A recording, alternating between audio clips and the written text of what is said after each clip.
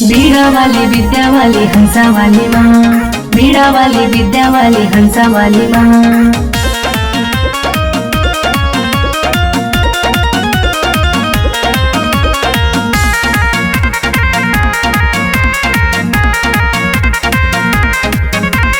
भक्त खातिर खोल दाना ज्ञान के खजनवा मैया बीड़ा बजा के ना। भक्त खातिर खोल दाना ज्ञान के खजनवा मैया बीड़ा बजा के ना।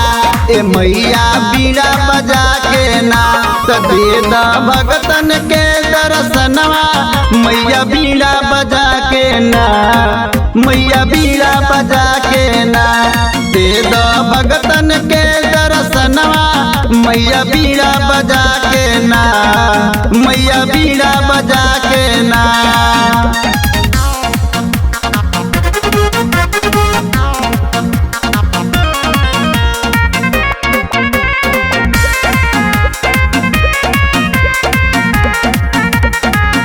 शक्ति के स्वरूप माई देवी हो ज्ञान के तोहरे कृपा से होला मान्य विद्यमान के। शक्ति के स्वरूप माई देवी हो ज्ञान के तोहरे कृपा से होला मान्य विद्यमान के।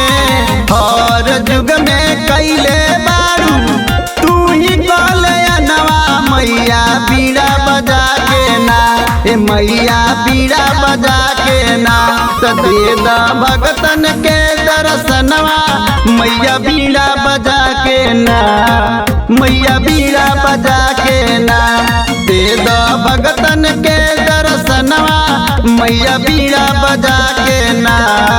मैया बीड़ा बजा के ना।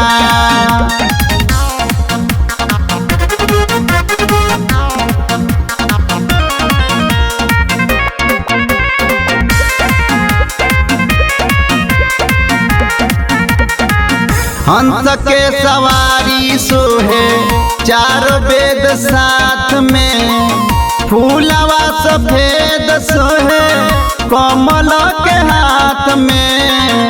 हंस के सवारी सोहे चारों वेद साथ में फूलवा सफेद सोहे कमल के हाथ में।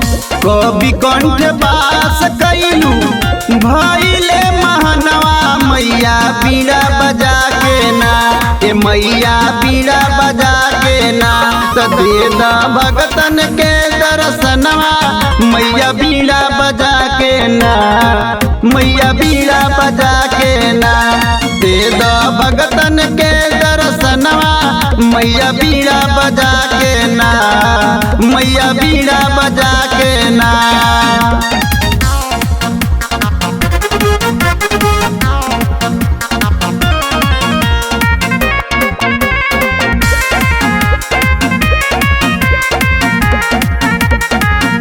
अंधाया नारी लोग में गुण भर दिहलू कृष्ण के बसुरिया में धुन भर दिहलू।